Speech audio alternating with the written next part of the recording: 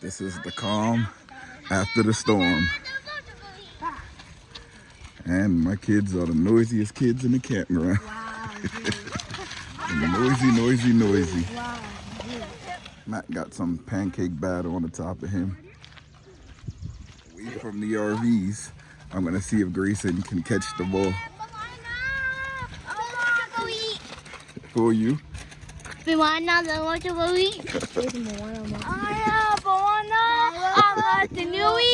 Oh, Montanui. Quarterback slant. Hopefully the girls don't get in the way. All right, Grayson, go. Quarterback slant. Oh, underthrew it. Let's try that again. Quarterback slant again. Ready, hook, go. There's Grayson. It's going down. Look back. Oh, I keep underthrowing it. It's fairly cool out here. We're walking. Hopefully I ain't got no bugs in my hair. I feel something on the top of my head. I don't know what it is. They asked me which way we're going. So I'm pointing to the side that we're going. I don't know what time it is, but I see people with cars. I see RVs leaving. But we're going left. They didn't see me. Let's see how many starlings we see. I'm surprised they didn't say they wanted to play that game. I'm trying to walk around until the dog poops because I know he needs to poop. He starts pulling to where he wants to go. I know he has to go to the bathroom, but sometimes he makes you walk a lot. And other times he can smell the other dog, so he gets really aggressive in trying to pull to attract their scent. But this training collar is not working. He's like choking himself out. They're having a good old time. Riding around, walking around. Why do you want to take your scooter? Because it's broken. It broke? Oh, yeah. Man. Multiple times. Melanie's scooter is broken. Tell me you know your dog without knowing your dog. He just pooped in the middle of the street. He had all the time to walk on the grass, pull me to the grass. But no, he stopped in the middle of the street and pooped. It was easy to pick up though. I see somewhere where you can get more dog bags. Pretty cool. I always grab a couple of dog bags no matter where I go because you don't know when you're gonna run out. Sometimes I run out. So I usually grab like 3 of them or 4 of them whenever I'm out. Mac usually pees. We don't care about the pee. He usually poops twice a day. Usually once during his morning walk and then again usually in the afternoon or right before we put him away. We all get down to sleep for the night. He usually wants his night snack, so he'll force a poop out if he hasn't pooped twice already in the day. Sometimes if he wants that snack, I always let him out to do the last pee, and he'll let a poop out too, because he wants that snack. This cabin here is for sale. It's a dog in this camper. He's ripping that door apart trying to get out. But this whole cabin here is for sale. Look how far they get when we're walking. Before, I used to have to wait on them, but now they up there fast. Melanie is walking, but I did go to the bathroom, the rest area over here to throw out some of that dog poop I had in the bag. When I walk around here, there's enough time for me to train Mac just to get him to walk regular with you. The more that we out here and the more I'm able to walk him and exercise him, the easier it is for me to walk him. He gets rather wild after a while where you don't walk him. A lot of the times when we're in the sticks and bricks, I just open the door and let him go out to use the bathroom. And for whatever reason, that takes away a lot of the training. You know, when he goes out, there's places where I don't let him go, like where we have the landscaping and everything. And that's Grayson all the way back there. Where we have the landscaping and the designing, I don't let him use the bathroom there. But he still has the freedom to go all along the property where he wants. But when we're in places where he has to be leashed, he struggles a bit still. So there's a lot of me yanking and putting back on the training collar so I don't throw out my old shoulder. I haven't thrown out my shoulder all these years. I don't want to do it now. but this usually helps him a bit more. It's the first time I think we walked around this side. I think we came all the way around to the back of the campground now. We may go to the park area. A lot of you that come to the Timothy Lake South RV campground, the playground is right behind the welcome center. It's hard to see, it's a little hidden, but it took us a few times when we first started coming to realize where it was. We never had the chance to camp in the back here, but they have some RV sites right next to cabins. We may use one of those cabin weeks that we have and get an RV site right next to the cabin. We probably have to call up to see how that works out, just in case the whole family wants to come up. This huge Class A right here, as you can see, it's right near a cabin. It's a nice looking Class A. I really like the way that looks. It's beautiful. Pool is open with people in it, but it is kind of cold. And I left all my swim gear inside of the Tahoe. So when we get back, I gotta make sure I get all my swim gear and put it into the RV so I don't forget it. I'll be so pissed if I forgot my swim gear, but I probably wouldn't forget it. I have other shorts that I can use too. They know where the RV is, so they're tagging along to get to the RV. Molly, that ball is dirty. It was going all in the water. Whew. I just realized that these comfort stations have numbers on them. That's comfort station 1. I got showers and everything in there. Some people, they don't like doing number 2 in their RVs. So whenever they come out, they usually tell the family to go into the comfort station so that they don't have to worry about smells in their RVs. But I think that was a problem in the past. If you flush regularly when you dump your tanks, you use the black tank flush, you can avoid all of those problems.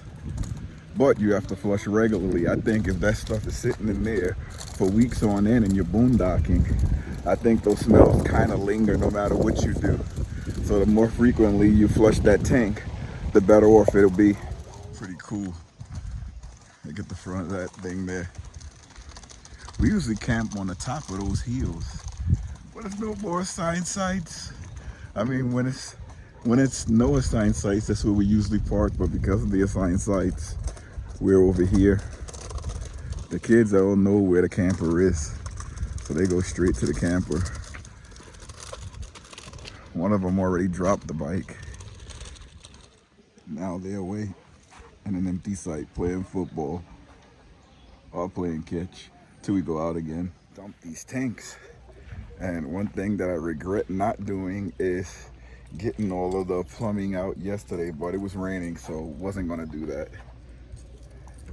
And a lot of these little bugs out here, when it gets hot, they start biting you for some reason. Comes away.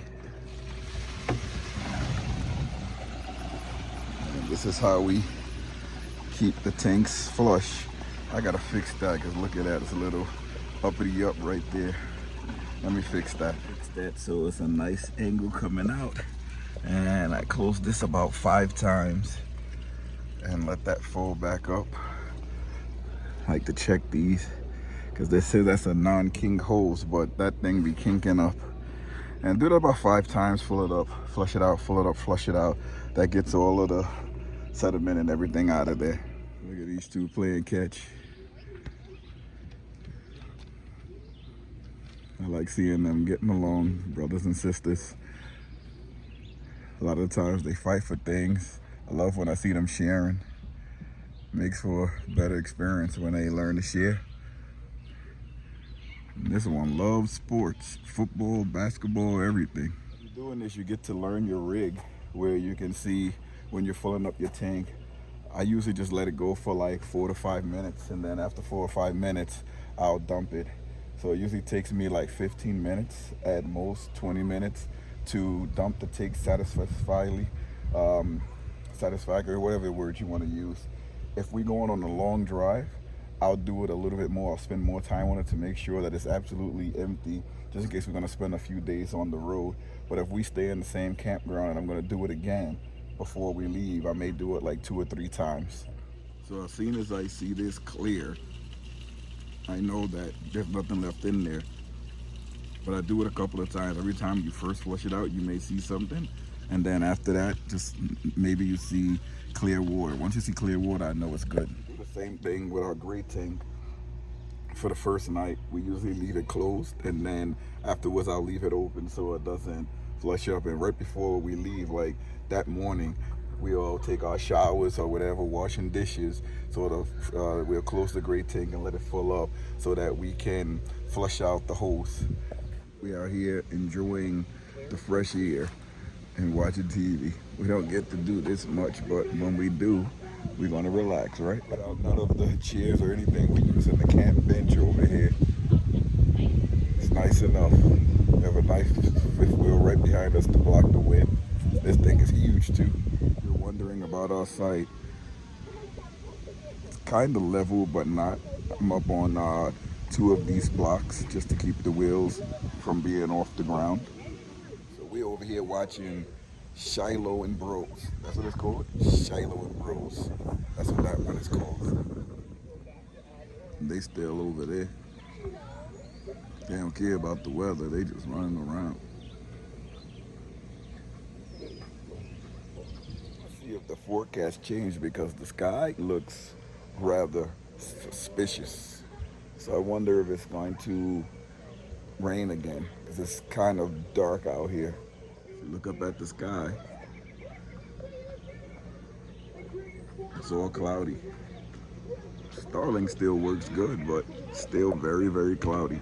So it's gonna rain at about 2 o'clock, and it's 1 o'clock now.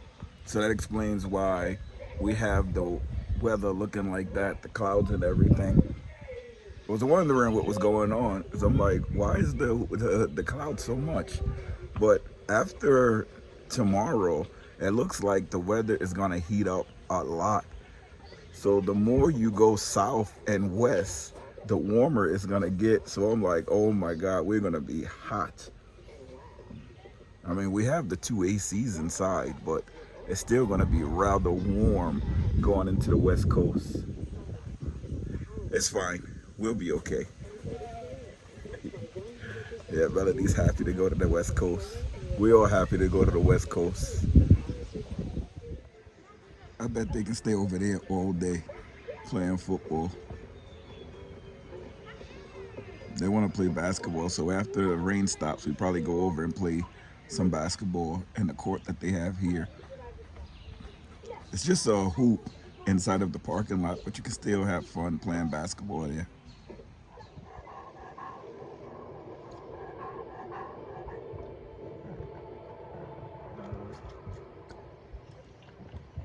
We're back in the motorhome now. It still didn't start raining, but kids got kind of bored outside, so we came inside to have some lunch.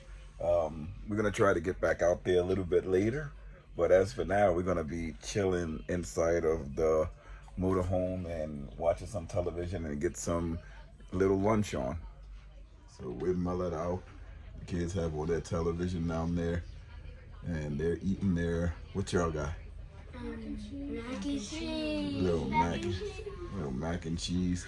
I like hot dogs in mine, so I got little hot dogs on, waiting for them to burn before I have me some mac and cheese. Something crazy. For a long time, I would have mac and cheese with hot dogs or spaghetti with the hot dogs inside of it. And everybody used to tell me, ew, ew, even before I retired. Remember when I first got on the job, this was about 20 years ago.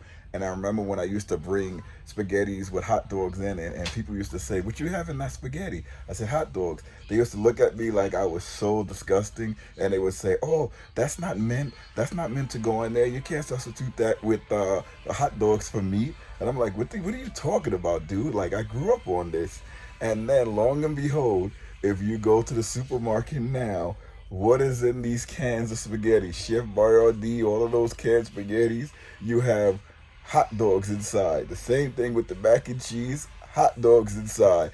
I'm like, man, people knew that this was good, so they invented it themselves and put it into those cans, and a lot of things flying off the shelves of the supermarket. And if you haven't tried it, try it. You don't have to get the one in the can. If you have like the Kraft mac and cheese that you make stovetop, if you throw some cut up hot dogs in there, oh, it's slamming, and the kids love it. Same thing with spaghetti. You don't have to put ground beef, meatballs all of the time. Try it. Sometimes if you add the hot dog, sliced hot dogs with the ground beef, oh, it's really, really good. Some people put sausages, and it's still the same. It tastes really, really good. Found one of these pots from my camping set, and waiting for these hot dogs to boil. They're taking a long time. This one looks tired out after his walk. He didn't even do much, and he looks like he's done it. He's not even moving. So this is how it looked with the sliced turkey hot dogs inside. You can use pork or chicken. I'm full. Thank you guys for watching. Stay tuned for the next video. If you haven't already, hit that subscribe button. It's free, so don't worry about it. A lot of people are worried about that word subscribe. A lot of people ask me if they had to pay and if it was free.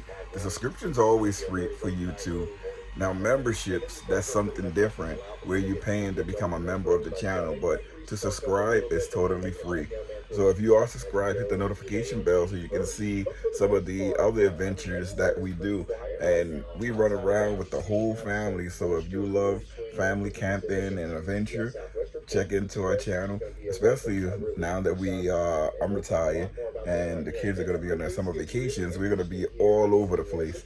So make sure you hit the notification bell so you know where we end up next. The sun did look like it was coming out, but there's rain in the forecast. So I'm trying to wait in here until the rain stops. And usually when I do that, the rain doesn't come. But hopefully it will rain and then we'll go back out. If we go back out, you know, I'll come back on and edit this video and put it in there. But I think it's gonna rain and it's gonna be a shout out for the rest of the day. But we'll see. Remember, hit that subscribe button. Thank you so much for watching. And if you subscribe, thank you for that too. I'm gonna leave you at a sleeping dog. I can't believe how much he sleeps. You'll think that he pays rent in here, but he pays the mortgage. Let me see if he'll wake up. Let's go for a walk. Yeah, let me put my shoes on, go for a walk.